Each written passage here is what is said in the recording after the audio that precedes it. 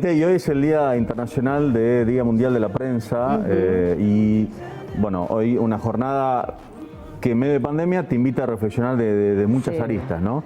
Y la verdad que es un lujo que lo recibamos al aire, que hace mucho que no lo veo en Tucumán, lo he visto en Capital Federal. Es un formador de periodistas, conductor de radio, conductor de televisión, ha escrito libros que se siguen estudiando en las diferentes universidades del país. Sí. Esto no quiero decir que es una persona de mucha edad, es joven pero con mucha actividad, que es el querido Eduardo Anguita, que está con nosotros. Querido Eduardo, ¿cómo estás? Muy elocuente lo tuyo, Ramiro. Gracias.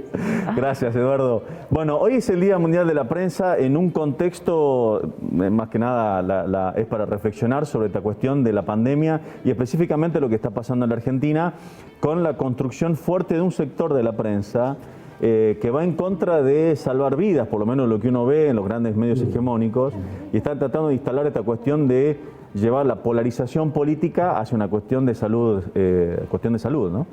Pero Ramiro, un gusto saludarte un día como hoy.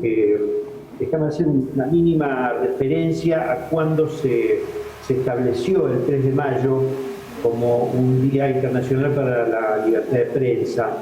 Fue en una conferencia que llamó la UNESCO, que es el organismo de Naciones Unidas que se ocupa de la cultura y la comunicación. Sí. En la capital de Namibia, África, en 1991, por eso estas 3 décadas requieren una mínima referencia a que Namibia en ese momento era un país que estaba colonizado por la Sudáfrica del apartheid, de la segregación, de la discriminación. Esa Sudáfrica que en 1994 celebró elecciones libres y tuvo al impresionante Nelson Mandela como triunfador. Claro. En esa elección, un hombre que había pasado 27 años en la cárcel. Pero Namibia, como te decía antes, era un país que estaba bajo el dominio de Sudáfrica. Mira, yo estuve en Sudáfrica un mes antes de las elecciones de Mandela y tuve la oportunidad de ver al presidente de Klerk, que era un presidente que, si bien respondía a ese régimen racista, segregacionista, un régimen impresionantemente antipopular, claro. Él encarnaba la transición. Es por eso que se pudo llevar adelante también en Namibia esta reunión, porque si vos recordás los años anteriores, el apartheid no permitía este tipo de encuentros. Bueno, esta manera de relajarse que tuvo el apartheid permitió que Namibia, un país dominado por Sudáfrica, tuviera este encuentro en el que participaron muchísimos países. Por eso es muy destacable, porque en esa conferencia de hace 30 años hubo referencia a la cantidad de periodistas africanos que habían sido asesinados por cumplir con su trabajo, la cantidad de medios que habían sido clausurados y perseguidos en todo África, ¿no? Entonces, sí.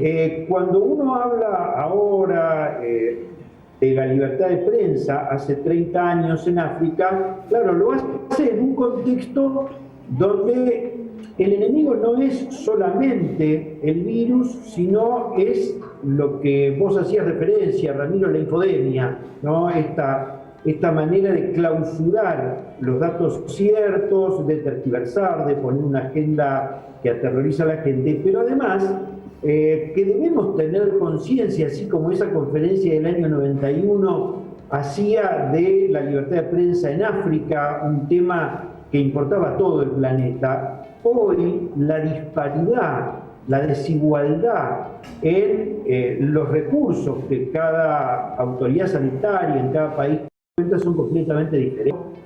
Tenemos que tomar dimensión de que aquí en la Argentina lo que estamos sufriendo es un efecto de problemas que tenemos en la Argentina, pero potenciados por problemas globales, ¿no? Vos fíjate, en 1991, y no me quiero extender más, fue el año del consenso de Washington, un año tremendo, el año de la implosión de la Unión Soviética, y cuando George Bush estableció con ese consenso de Washington lo que aquí nos impactó con la ola de privatizaciones y con esa década tremenda que fue la Claro. década de los 90 Sí. en Argentina. Sí. Bueno, Eduardo, y más allá de poder analizar a lo largo de la historia todo lo que ha venido sucediendo con la libertad de prensa, en este momento, además de la infodemia, también tenemos que sumar lo que sucede con las empresas de Internet, cómo las redes sociales, cómo la digitalización también se apodera de la información, cuáles son sus límites y cuál es la libertad que hay o no. Bueno, evidentemente acá estamos en un escenario muy complejo, porque hasta hace unos años nuestra manera de informarnos era a través de la autoría de los periodistas que publicábamos nuestros artículos o nuestros videos o nuestras emisiones de radio a través de los medios en los que trabajamos. Por supuesto, ahora, potenciado por las redes sociales, plantea infinidad de interrogantes.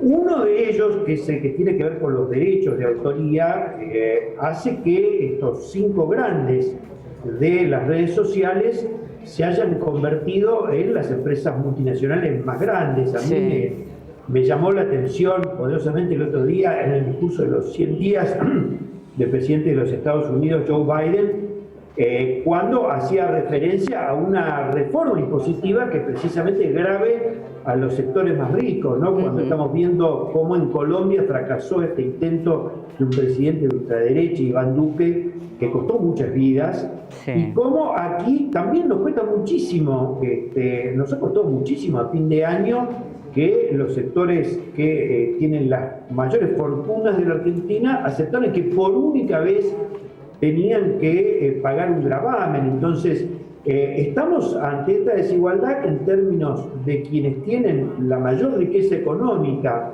y tienen la propiedad de los grandes de las redes sociales, se apropian de lo que ustedes publican en la tele, de lo que escribe otro colega, de un programa de radio y lo hace circular. Bueno, evidentemente en algunos países, en Australia, en Nueva Zelanda, ya han tomado la iniciativa para cortar ese abuso completo. En otros países se ha tomado la iniciativa de que paguen los impuestos en los países donde emiten o donde distribuyen sus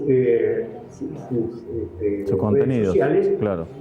Su contenido, de modo tal que es un tema pendiente. Ahora, fíjense que en este año de pandemia el enriquecimiento de estos grandes pulpos de las redes sociales ha sido extraordinario, muy superior a los años anteriores. Entonces, acá no solamente en términos de la salud es necesario el debate sobre terminar con las patentes en forma privada para que las vacunas puedan producirse en distintos países y los laboratorios de cada país puedan tener un tiempo al menos para fabricar las vacunas sin tener que pagarle las regalías a quienes tienen la fórmula, sino que también hay un gran debate. Imagínense ustedes lo que significa, ustedes lo viven en Tucumán, pero lo vivimos en todas las barriadas humildes. Hoy día la necesidad de conectividad, la necesidad de los recursos informáticos es vital. De modo tal que este debate, como ustedes lo plantean, me parece que es central, por lo menos para recordarlo en un día como hoy, porque claro, hace 30 años el escenario era la desigualdad de un continente como el africano. Hoy sigue siendo la desigualdad del continente africano, sigue siendo el crecimiento exponencial de contagios en el país más poblado del mundo, como es la India, junto con China, con la diferencia de que, por supuesto, China no tiene en este momento prácticamente contagios, pero, digamos, la desigualdad nos lleva a estas situaciones. De modo tal que cuando hablamos de libertad de prensa, estamos hablando de un derecho humano, que nos iguala a todos, que nos pone a todos. Y sobre todo quiero remarcar una cosa antes de nada. En esos años 90, todo lo que fueran acuerdos y convenios y tratados internacionales se pusieron en la Argentina como derechos que están por encima incluso de las leyes nacionales. Así que nosotros tenemos que hacer honor, digo nosotros, los periodistas, los comunicadores, tenemos que hacer honor a eso independientemente de lo que haga la justicia, tenemos que ser conscientes de que hoy los derechos son derechos humanos, son derechos que nos igualan a todos los ciudadanos y ciudadanas del planeta.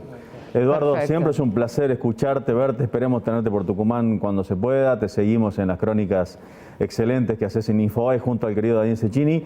Te mandamos un fuerte abrazo y bueno, un placer haberte tenido con nosotros aquí en la televisión pública. Un fuerte abrazo para ustedes y que tengan un muy buen lunes. Gracias, Eduardo. gracias. Eduardo Anguita, bueno, en el Día Mundial de la Libertad de Prensa. Derecho humano. Derecho humano, como decía Eduardo, y el compromiso para los trabajadores y trabajadoras de prensa en esta jornada, bueno, y en este contexto, ¿no? ¿Sabés